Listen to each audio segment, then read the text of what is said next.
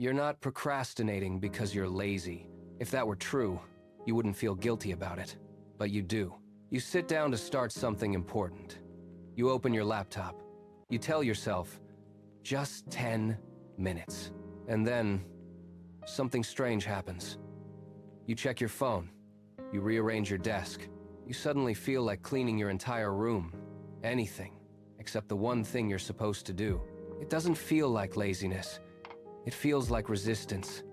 And that's because it is. Procrastination isn't a time problem. It's an emotion problem. When you look at a task, your brain doesn't just see the work. It feels something. Maybe it's stress, self-doubt, pressure, fear of doing it badly. And your brain has one simple job: avoid discomfort. So instead of helping you start the task, it quietly pushes you away from it. Not with logic, but with distraction. That's why you don't procrastinate on everything. You don't procrastinate on things that feel easy, or fun, or safe. You procrastinate on things that feel heavy. Important tasks carry weight.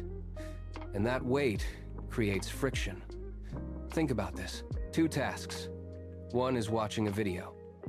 The other is starting a project that actually matters to you. Both take time, but only one feels hard to begin. Why? Because the second one has consequences. It matters, and when something matters, there's a risk. What if you fail? What if it's not good enough? What if you try, and it still doesn't work? So your brain does something clever. It delays, not because it doesn't care, but because it cares too much. This is why telling yourself, just be more disciplined, almost never works. You're trying to solve an emotional problem with willpower, and willpower runs out, fast. The real reason you procrastinate is because starting feels worse than delaying. In that moment, scrolling feels easier than trying. Avoiding feels safer than risking failure. So if it's not laziness, what actually helps? You don't need more motivation, you need less resistance.